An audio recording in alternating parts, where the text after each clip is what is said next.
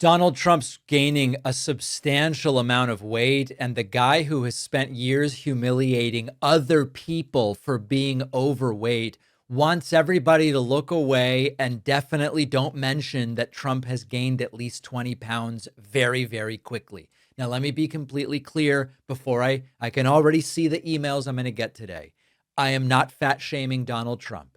A person's weight doesn't determine their value. But Trump is an 80-year-old president showing many concerning physical changes, and the White House is insisting that it is only the Biden White House that misled the American people about presidential health, even while the Trump White House continues to mislead the public about Donald Trump's health. Now, there's a new report from the Washington Post. Take these numbers with a grain of salt for a moment, but according to the Washington Post report, Trump weighed 238 pounds in May. And the administration's own records show that he has gained 14 pounds between his two most recent annual exams. Compare that with the 215 pounds that were listed when Trump was booked in Georgia in 2023. And you say, well, even what they're acknowledging is a gain of 23 pounds. Now, the story gets even weirder when you remember, hold on a second, Trump's weight numbers have looked really weird for years. Trump previously claimed to be 6'3" and weigh 239. There was a lot of importance between those numbers because that put Trump 1 pound below the BMI for obesity. BMI, not a perfect metric, but for non-bodybuilders, it can be generally instructive. And then all of a sudden, when Trump was booked in Georgia, he only weighed 215. Now, you can't determine someone's exact weight from a picture, but if we are adults, we can all acknowledge Trump has never appeared to be 6'3", and Trump certainly never looked like he was 6'3", 215 pounds. So those numbers strained credibility from the get-go, and it was never clear whether he was actually weighed or someone gave a flattering figure. So we don't really know whether Trump has gained 14 pounds or 23 pounds or even more. What we do know is he looks way heavier than he did during the campaign. And even by the admitted numbers of his administration, he has gained a bunch of weight relatively quickly. Now, at Trump's claimed height, 238 puts Trump 2 pounds below obese. Again, BMI is not a perfect screening tool, doesn't measure body fat, doesn't measure fat distribution or muscle mass, especially in older people. But I don't think any of us think Trump put on 14 pounds of lean muscle. Doctors said to the Washington Post that, and listen, we know this stuff, excess body fat, especially visceral fat around the abdomen, has a whole bunch of health issues associated with it. Cardiovascular disease, diabetes, disability, premature death. Trump's own physicians have said it would be better if you lost some weight. It would be better if you ate a better diet or had a little more physical activity. Maybe walk the golf course instead of using the golf cart. And instead, Trump actually brags. He goes, no, I really avoid exercise. He loves McDonald's. He recently suggested maybe even junk food is good because all these health conscious people are dying so young. And after all, some smokers live to 95. Now, that doesn't make cigarettes healthy, of course. That's not how risk works.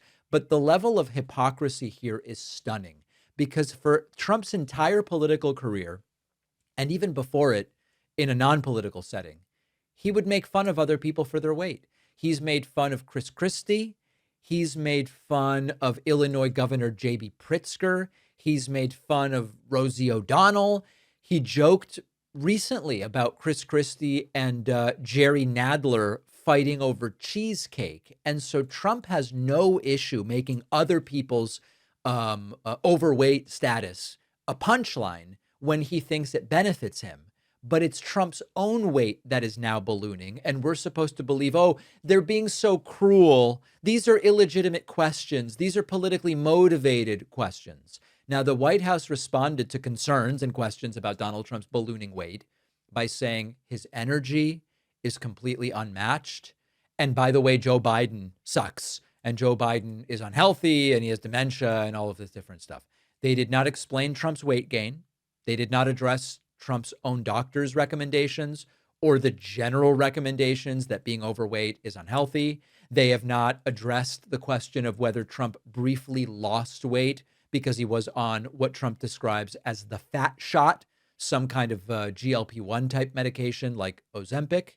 And they are continuing to not be transparent. Now, to go back to diagnoses and all of this stuff, noticing weight gain in pictures and videos doesn't prove a medical crisis. But substantial weight gain in an 80-year-old, combined with swollen ankles, hand bruising, uncontrollable drowsiness where he's falling asleep in public a couple times a week, that's a big, concerning health picture for the president of the United States.